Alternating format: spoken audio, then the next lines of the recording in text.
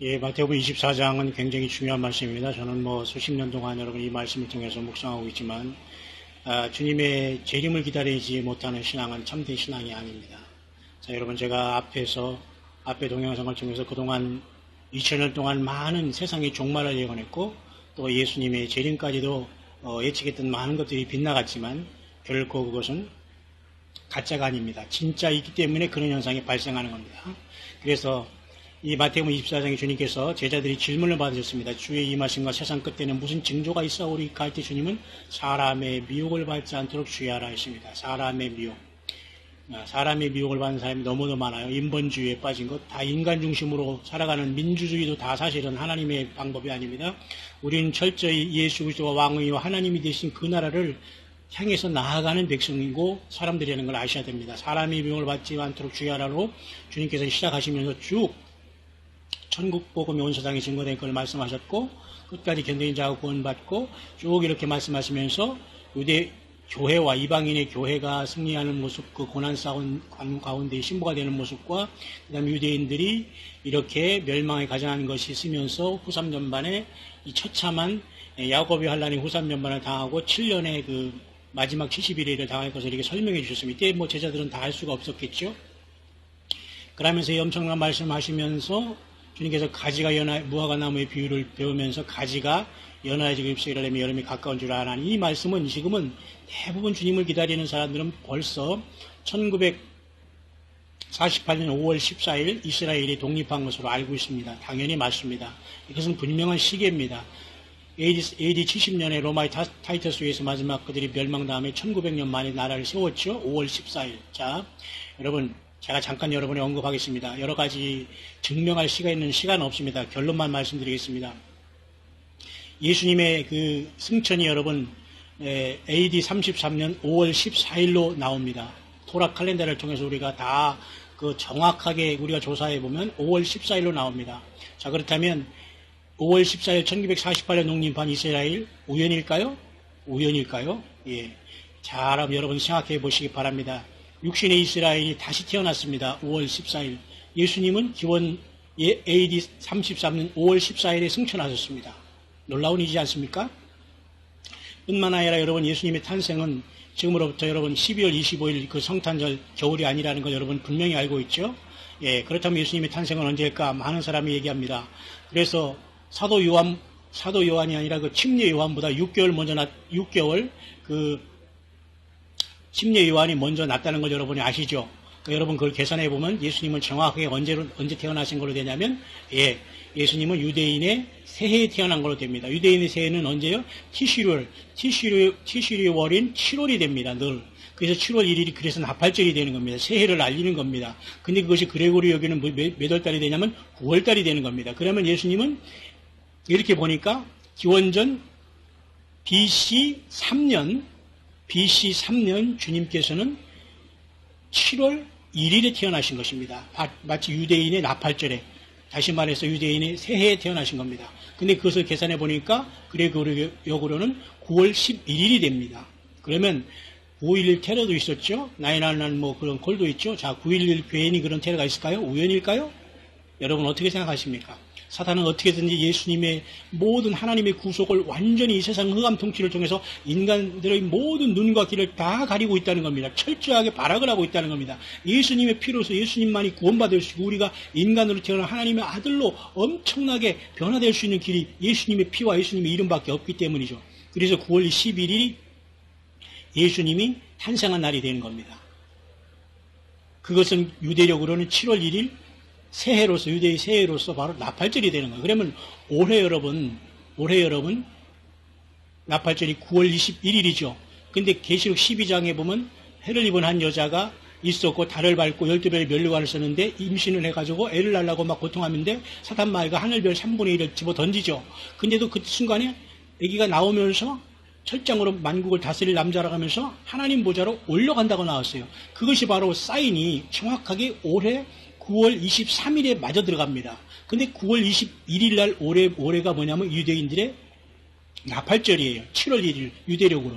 그러면 엄청난 사인이 여기 있다는 겁니다. 여러분 절대 이게 날짜를 계산하고 뭐 재림과 휴거의 날짜를 계산하는 게 아닙니다. 그리고 또 한 가지 말씀드릴 것은 예수님의 탄생은 절대 12월 달이 아닙니다. 예수님의 탄생은 바로 유대인들의 새해인 7월 달이 되는 겁니다. 그럼 오늘 우리 어떤 때요? 9월 달이 되는 겁니다. 그러면 유대인들이 7월 1일은 변하지 않지만 태양력은 늘 변해요. 그래서 9월 11일 됐다, 13일 됐다, 23일 됐다 그러는 겁니다. 근데 올해는 바로 9월 21일이 되는 거예요. 그러니까 예수님이 탄생한 날과 같이 동일하게 우리 교회가 이 땅을 떠나서 주님 앞에 탄생해서 올라가는 날이 가능성이 있다는데 여러분 이게 그렇게 불편하십니까? 이게 그렇게 불편하십니까?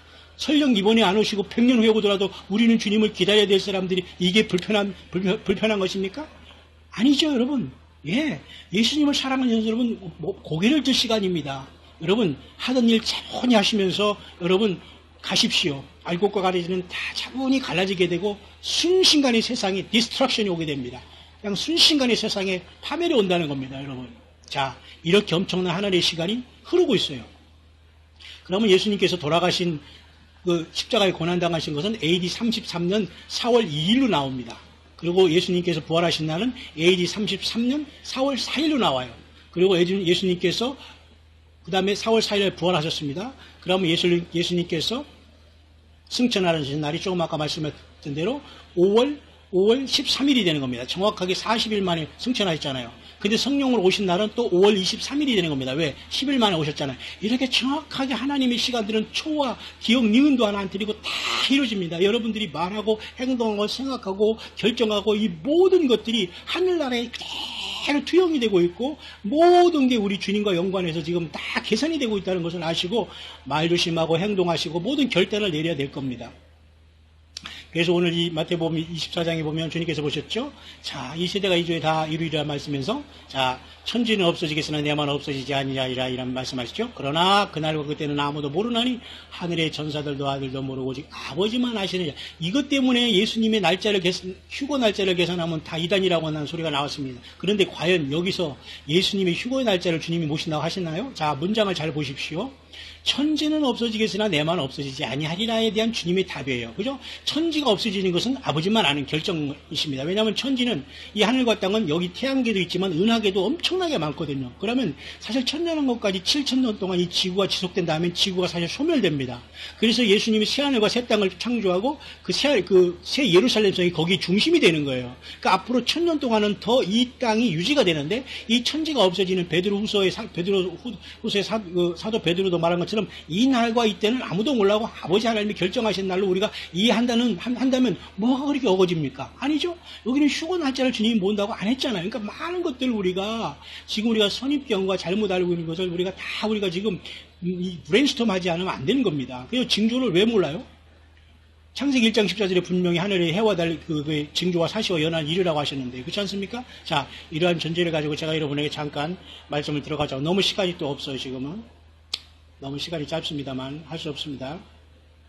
자, 제가 여러분에게 잠깐 소개해드릴 게 있습니다. 그것은 뭐냐면 이소부화입니다.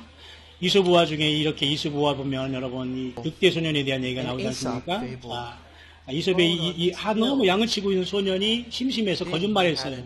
거짓말해가지고 사람이 늑대가 왔다 해서 사람들이 쫓아왔어요. 그러다 막 웃고 막 굴렸어요. 아, 근데 너무 심심해요. 두 번째도. 그래서 사람들에게 이제 저기 있어요. 그런데 이 사람이 이제 이 친구가 어느 날 밤에 별을 보고 가만히 있는데 불빛 속에 뭐가 번쩍이는데 진짜 늑대가 왔어요. 그 소리를 졌어요. 이렇게 막 번쩍번쩍하는 거 보니까 이게 결국 진짜 늑대가 왔는데 사람들이 이 사람 말을 듣지 않고 결국 이 친구는 양만 다 양만 다 뺏기고 이런 지경이 됐다는 게 여러분 이소부화가 아닙니까? 저는 갑자기 요즘에 그런 생각을 합니다. 나도 이 이소부화에 나오는 이 늑대 소년일 수도 있다. 이 늑대 소년은 무료하고 힘들어서 무료함을 달래기 위해서 거짓말을 지어내서 늑대가 왔다고 했지만 우리 예수님 믿는 사람은 그것만 차이만 있는 거예요. 거짓말을 지어내서 그런 것이 아니라 예수님이 정말 오실 것 같아서 믿었다가 안 온 경우가 많이 있거든요. 근데 우리는 그 사람들을 이단이라고 매도하고 많이 우리는 아예 휴거 자체를 우습게 하는 시대에 되었습니다. 그 자체도 미혹인 것입니다. 근데 이 소년이 결국은 나중에 진짜 그 늑대가 왔을 때는 사람들이 도와주지 않고 당한 결과가 나오잖아요. 그럼 오늘 또 우리가 이 늑대의 거짓말하는 그 자체만 나쁘다면 이걸 비유해 본다면 정말 예수님을 기다리고 실패하고 실패했지만 진실날 진짜 순간에 왔을 때 세상 사람들은 안 믿어줄 겁니다. 근데 이 사람은 그때 이 세상 사람들이 봐주지 않았지만 이 친구는 하나님께서 데려가시고 이 세상에는 늑대가 와서 결국은 모든 사람 물게 되는 이러한 상황이 올 수 있다는 겁니다. 쉽게 우리가 이솝 우화를 풀어서 얘기하면 그렇다는 겁니다. 여러분 굉장히 여러분 시리어스한 시간에 지금 와 있습니다. 보십시오. 제가 오늘 연구하는 이 중요한 사례가 제가 계속 대화하는 중에, 자, 이분도 벌써 이렇게 다 이런 것을 알고 있습니다. 기원전 3년 9월 10일이 주님의 탄생으로 벌써 이렇게 다 나와 있어요. 이때가 바로 언제냐면 유대인의 러시아 하나시로서 새로운 그 달력입니다. 이때가 뭐 트럼펫, 그 나팔절이었어요. 계산하니까 바로 9월 11일로 나와요. 9월 1일 테러가 있었죠. 자, 올해가 바로 예수님의 생일이 9월 21일이라는 겁니다. 무슨 말인가 아십지요, 여러분? 그래서 그 나팔절에 우리 교회가 주님의 부르심을 받을 수 있는 가능성이 너무도 많이 있다는 거예요. 설령 그날이 지나가더라도 이러한 많은 징조를 보면서 우리가 외면할 수 있을까요? 그것은 아니라는 겁니다. 이것은 절대 날짜만 계산하고 할 일 없어서 그런 증거 없는 것이 아니라는 겁니다. 이건 또 저 개인의 의견도 아닙니다. 온 세계적으로 지금 많은 사람들이 깨어나고 있는 과정 중에 하나입니다. 그래서 이런 계시록 12장 이런 사인은 엄청난 사인으로 지금 이렇게 계시록 12장에 이것이 있을 수 있는 거. 이 친구도 결국은 크라이울프라고 하면서 이렇게 그런 늑대 소년에 대해서 그렇게 외치는 것과 똑같이 이 친구도 누군가 이렇게 얘기하고 있네요. 우리가 그런 심정인 겁니다. 우리가 거짓말을 지어낸 것만 다루지만 여러 번 실패했지만 사람들이 믿어주지 않지만 진짜 와버렸어요. 근데 세상 사람들은 그걸 비웃어버렸어요. 근데 이 늑대, 이 소년은 그냥 하늘로 떠나버렸어요. 쉽게 말해 휴거 됐다는 말입니다. 근데 세상 사람들은 그 늑대가 덮친 거예요. 그게 바로 휴거에 일어날 일에 대한 하나님의 어떤 그 사인이 아닐 수 없습니다. 굉장히 쉽죠, 여러분? 자, 이렇게. 그래서 계시록 12장에 대해서 이렇게 많은 사람들이 지금 보고 있다는 겁니다. 휴거를 기다리는 여러분들이요. 그리고 하늘별 3분의 1을 이 사단마귀가 이 해산하는 여인에게 던진 걸로 봐서 어쩌면 휴거 직전에 이러한 상황이 올 수도 있어요. 그래서 8월 20일 날 계기 일식을 통해서 하나님이 사인을 보여줄 수 있어요. 어쨌든 그날 우리가 와치하면서 지나가면서 사는 것이 얼마나 뭐 복입니까? 우리 사실 며칠 시간적으로도 사실 며칠 남지도 않았어요. 이날이 70일 정도 남았죠. 자, 보십시오. 그래서 계속 이런 것들은 모든 사람들이 지금 이렇게 준비하고 보고 있는 것입니다. 다시 한번 제가 여러분 여기 보면, 그래서 아주 여러분 이건 잘 못 알아듣는 분도 있을 수 있습니다. 다니엘 12장에 보면 매일 드리는 제사를 폐지하고 할 때 그 매일 드리는 제사가 daily is taken away거든. 데일리가 마치 명사도 아닌데 이렇게 주어 역할을 하는 게 좀 이상은 해요. 매일 드리는 여기 괄호 열고 괄호 닫고 뭐가 들어가냐면 daily sacrifice가 사실은 들어간다고 볼 수가 있어요. 그러니까 매일 드리는 제사가 뭐예요? 저와 여러분들의 예수님을 믿고 산 제사로, 산 순교자로 매일 주님을 기다리며 죽어하면서 주님 앞에 산 제사를 드린 이것이 끝나는 겁니다. 그 taken away는 뭐예요? 여러분 보세요. 영어 잘하든 못하든 그냥 낚아채가는 거예요. 그냥 낚아채가는 거예요. 영어로 하루파주의 뜻이 있지 않습니까? 그래서 그 다음에 요 날이 바로 9월 21일 나팔절이 가능성이 있다는 거예요. 그래서 30일 지난 다음에 드디어 적그리스도가 등장하고 30일간의 갭이 있다는 겁니다. 그래서 여기서 1260일이 아니라 1290일이 전반에 흘러가고 후삼년마다 1260일이지만 75일이 이렇게 지나갑니다. 주님께서 오셔서 그 양과 염소를 구분하고 저 천년왕국을 세우기까지. 그래서 다니엘의 7년인 2520일이 결국은 여기 30일, 여기 75일 해가지고 105일이 늘어난 2625일이 지나가는 겁니다. 예? 자, 이렇게 엄청난 시간이 우리 앞에 와 도달해 있습니다.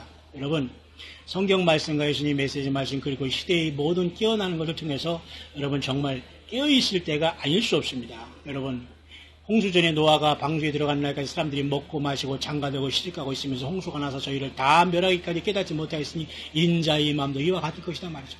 그때 두 사람이 밭에 있으면 하나는 데려감을 당하고 하나는 버려둠을 당할 것이요. 두 여자가 매를 갈고 있으면 하나는 데려감을 당하고 하나는 버려둠을 당할 것이니라. 그러므로 깨어있으라. 어느 날에 너희 주가 임하였는지 너희가 알지 못함이니라. 너희도 아는 바와 같이 이렇게 말씀해요. 그러니까 깨어있는 게 매우 중요합니다. 그렇죠? 그러니까 여러분 이렇게 날짜를 계산한다는 게 아니라 그 절기적으로 그런 시즌에 우리가 지금 와 있다는 것을 다시 한번 여러분들에게 마음에 많은 흥분된 것을 감추지 못하면서 여러분에게 증거하는 무명의 종이 여러분에게 잠시 묵상을 나눴습니다. 묵상은 주님 오실 때까지 계속될 것입니다. 승리하는 여러분 되시기를 바랍니다.